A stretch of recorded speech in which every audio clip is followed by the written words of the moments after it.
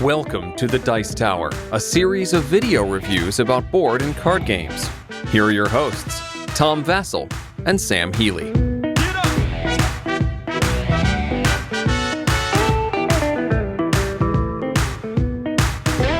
folks, Tom Vasel here. Sam Healey, what's up, y'all? And today we're looking at one of the most anticipated games from the last 2 years, because it took a while for the Kickstarter to deliver, and that is Conan. Is there like a subtitle on this second? Nope. Just It Conan. needs no subtitle. So this is a game which is basically based on the original writings of Conan, not the movies, not anything modern, but the basic stuff.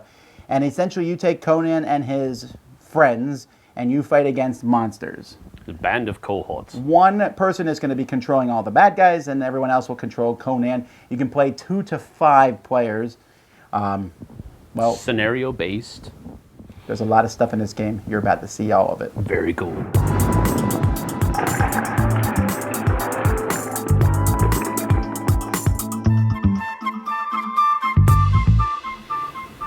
In this game, you're going to be playing specific scenarios, and the rule book will come with scenarios, and there's more scenarios that you can get. Each scenario kind of shows how different things are set up, and it will show you which of the maps that you're going to use.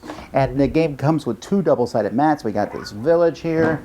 We have this room here. We have a castle. And then we have the ships, which is honestly one of the nicest boards ever in a game. I was really impressed with the artwork on all these boards, but this ship board is just absolutely incredible. I mean, you can see the shark here coming out of the water. Just really cool board. And so you're going to set up the game, and you're going to have this track here, and there's going to be a turn counter to keep track of different turns.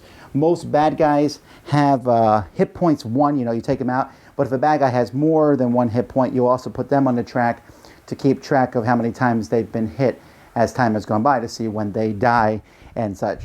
Now, there's going to be a lot of miniatures in the game. So from gigantic monsters like this snake, which is a really amazing model, but there is just a plethora of miniatures that can be used. And you'll notice there's different colored bases because the bad guy will have his in different groups, and sometimes you'll need to differentiate. Like this is the red pirate as opposed to maybe the blue pirate group. And here we have a red mummy, I think this is, as opposed to the yellow mummy group. And so you're going to have different ones. And again, the scenario is going to tell you how to put these guys on the board. You probably won't have this many creatures on the board. The heroes, here's Conan himself, are of a lighter color, so they're easy to differentiate where they are on the board. So you're going to put everything on the board in different spots, and that's part of the prep for the mission. Each hero is going to come with their own hero sheet, which is going to show the different skills that they have in this game, and you're also going to get some equipment, and the equipment is going to depend on the scenario. So maybe Conan has Conan's sword that he'll have with him, and perhaps he's also has a shield and some leather armor. Now, what Conan is going to do over the course of the game, so the heroes are going to take a turn, and then the overlord is going to take a turn. And the heroes are going to have a certain number of these gems here. And they're going to start with some of them exhausted, and they're going to start with some of them over here. And at the beginning of each turn of the game, heroes have to decide whether they're going to be active or whether they're going to be passive. If they're going to be passive, the only thing they're going to be able to do is defend and re-roll dice. That's it. But it lets them bring over more gems. If they're active, they can only bring over fewer gems. And the number of gems you can bring over depends on how many people are alive. So let's say it's Conan's turn, and he has a lot of gems over here, so he doesn't need to be passive. So he decides to be active. He gets to bring over 2 because no one else is dead. If his other companions were dead, he'd be able to bring over more. So he brings over 2 of these. Then all the hero players in any action in any turn are going to be able to take different actions. All heroes can always move the certain number, so Conan can move for 2 for free, but you basically can only do that if it's the very first thing you do. Other than that, you can take turns. For each gem you put here, you'll be able to move an extra 1. There's a little red number in each box, which shows the number of gems you can put there. At the beginning of each turn, all the gems here come down into your fatigue section. So you can move. So I could spend and move, and then I might want to attack. Now, when you attack someone, you'll put gems up into either a melee attack or ranged attack.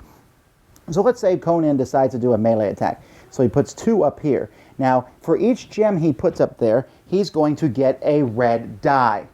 Since it's a melee attack, he'll also get whatever weapon he's using. So this melee attack adds an orange die. And so he will then roll these dice when attacking another creature. So let's say he rolls 6 hits there. 2 axes, 3 axes, and 1 axe for 6 hit. And let's say he's attacking a skeleton. A skeleton has a defense of 1. So 6 minus 1 is 5. He does 5 damage to the skeleton. And like I said, most creatures have 1 hit point, so he would kill the skeleton. Now, fortunately, Conan has other special abilities here. These things let him swim, jump, climb, etc. But he has this one here, which is essentially the same as cleave. And so if there have been other skeletons or other creatures in that spot, he could use the extra damage to hit them. But maybe he doesn't want to do that. Maybe he wants to just roll 1 red die and attack. And that would give him a red and an orange. And then later on, he can put another gem up here and roll red and an orange again. So you can do multiple small attacks or 1 giant attack. The same thing can be done here with ranged. Conan doesn't have a ranged weapon, but he can throw his sword. And if he throws his sword and misses, it's just going to land on the table. And even if he hits, he's going to have to go pick it up again. When an enemy attacks you, you can take gems and put them up here in the defense, which will give you the same kind of dice. He'll get an orange die plus an orange die for using his sword, another orange die for using his shield as a defense. He always has a yellow die from the armor, and hopefully he'll block the hits that were thrown against him.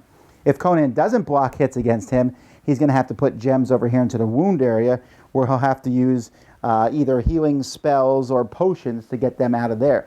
If all of your wounds go into in here, your character is dead. There's other things about this board here. You'll notice here, 12, that's Conan's encumbrance. Right now, Conan has armor, a shield, and a sword. All of these are 2, so that's 6. He can carry up to 12 things, no problem. But you'll notice he has special skills here like swimming and leaping and climbing and smashing through a wall. So he has 6, so he can still swim. But if he picked up one more thing, let's say for some reason he wants to carry this dagger, because there are treasure chests that you can open and get different items. Now he's at 7, so he can't swim. He can still do everything else. So the more things you're carrying, the less you can do. And each of the characters will have special things, like here he can swim, here he can leap, climb, he can smash through a wall, and like I told you, he has that cleave attack. Some of the characters will come with different spells that they can cast, and there is a whole pile of spells. I should mention that there is a lot of different items in the game, but all the items are very basic like this. So for example, this one here is a yellow when you do a melee attack, or you can throw it. When you throw it, wherever you throw it, it goes to. Not every item, like a throwing knife here, you don't drop. You can just keep throwing and throwing and throwing them. And that's 0 encumbered, so that's pretty easy. So characters are going to spend turn. There's a hand here if they want to try to open a door or try to open a treasure chest. You can also always put gems here to re-roll dice. And so you can use as many of these as you want. But remember, you're only going to get a certain amount back next turn. At the end of the next turn, we bring all these down here. And if Conan wants to be active again, he's only going to bring over 2, which is going to give him fewer actions. So maybe he'll decide to kind of rest that turn, in which case he could bring over 5, but then do fewer things. So the heroes are going to go back and forth. You can interrupt someone else's turn with your actions, going back and forth and fighting and doing different things. And then it's the Overlord's turn. So the bad guy has a board like this. This is a plastic board. Everything fits in it very nicely. And on his turn, he's going to bring over a certain number of gems, which is going to basically be determined by the number of players. From his inactive side, his fatigue side to his active side. And he'll have a certain number of gems based on the scenario. Each of these down here will represent the different creatures that are out there. So you'll see that there's red skeletons and blue skeletons and orange skeletons. And again, they're differentiated by their bases. He got some pirates, some archers. The leader here is Sapurava and some hyenas. And then an event tile. So let's say I want to activate the orange skeletons, which means I get to move all of them and attack with them. Well, that's going to cost me 3 gems. So I pay the 3 gems. I do that. And then this orange skeleton moves all the way here to the end. I could attack and move with the orange skeletons again, but this time it's going to cost me 8. So 4, 5, 6, 7, 8. So you can see that you're going to be tempted to use the guys over here, but you may not want to. If all of them are killed, let's say all the blue skeletons are killed, you turn it over, and now it's kind of clogging this up. I can pay to put it back, but I can't actually use them. So I could pay 1 to stick it over here, and I can only activate 2 of these tiles per turn. I could pay 2 to get rid of it, which is going to help make everything cycle more easily. And so I can also pay for this event. So let's say I have enough to pay 5. That event's going to be based on the scenario. Many times the event will allow you to bring reinforcements. There'll be different spots on the board with these markers on where you can bring in reinforcements, and each creature has a reinforcement cost. So it might say bring in 6 points of reinforcements. You can bring them in to those areas, but usually you can only bring them in if you have the models that those are characters who've already been killed, and you have a chance to bring them back on the board. And again, when you use the event, go over here. But the event can do different things. Some bad guys can have magic spells just like the good guys, and then the bad guy can use gems to activate them.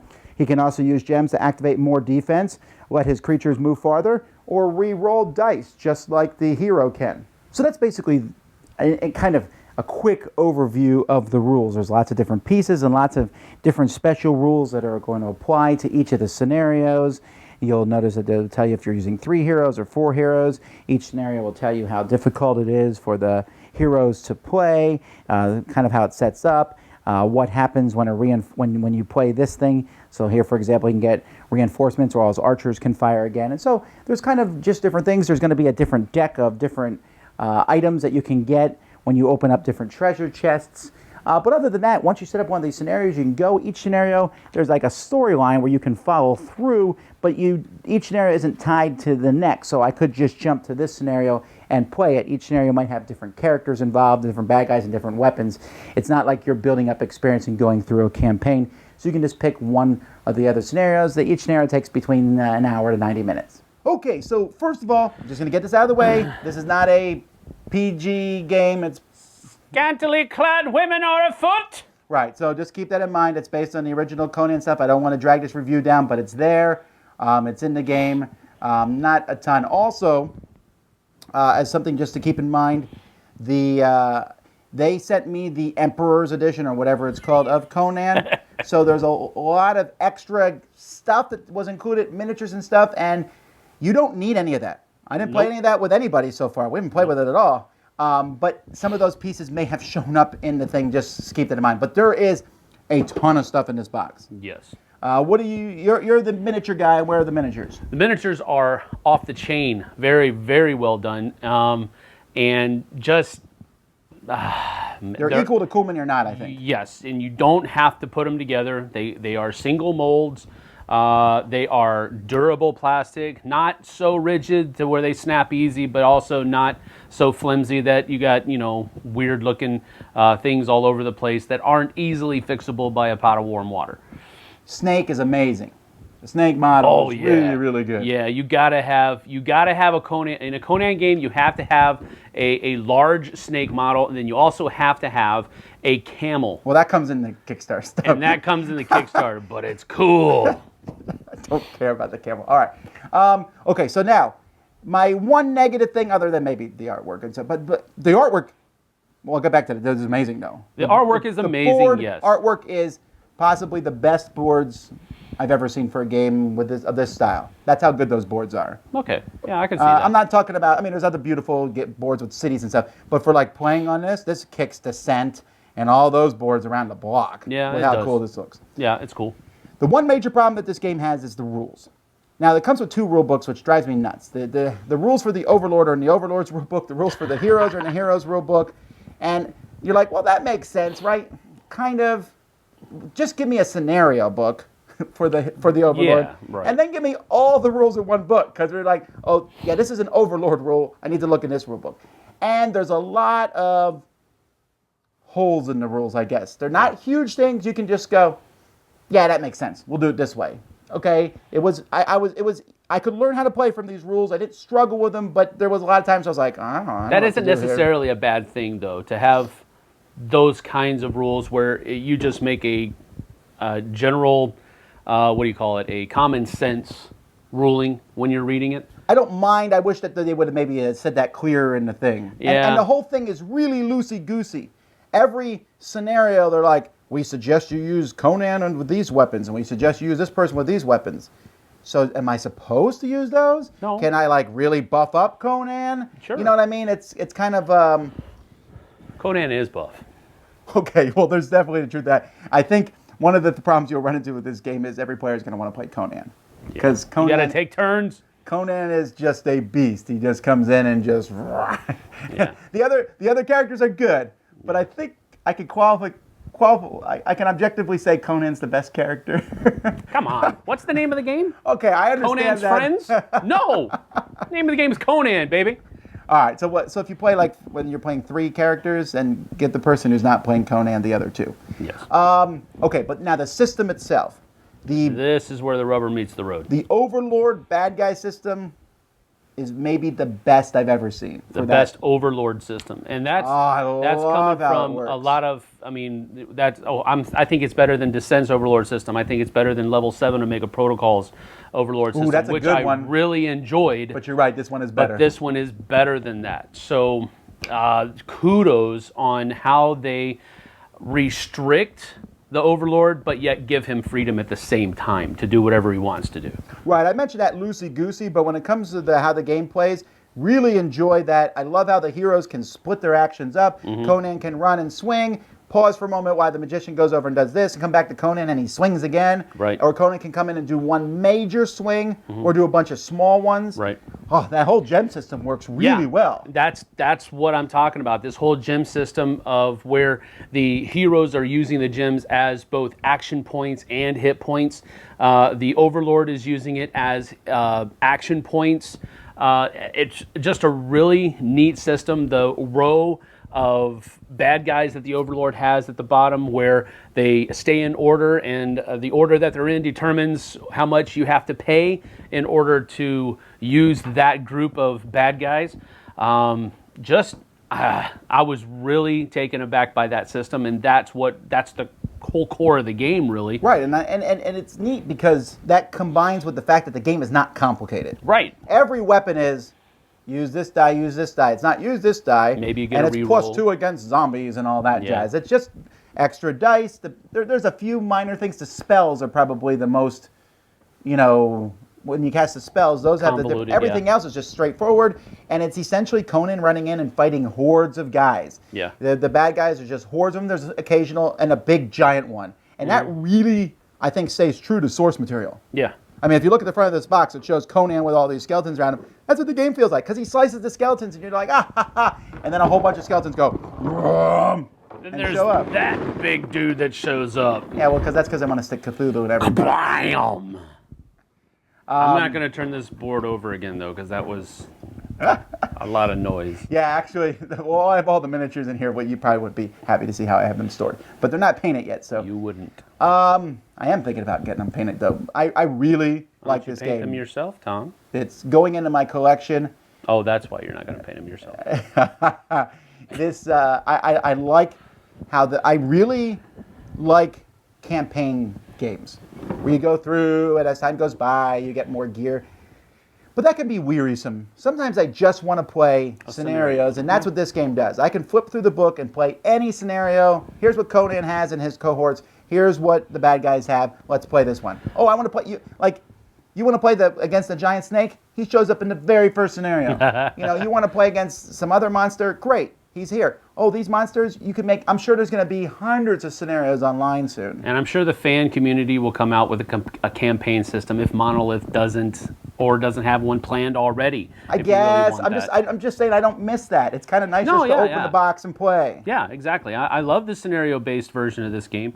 If they come out with a campaign version, I don't even know that I'll hunt it down or even use it, because it's not really necessary. The scenario-based avenue is good enough for me. Now, you say you're not going to hunt it down. That means you think you'd get a copy of this, too. I am already planning on getting a copy of this because you said you want to keep this one.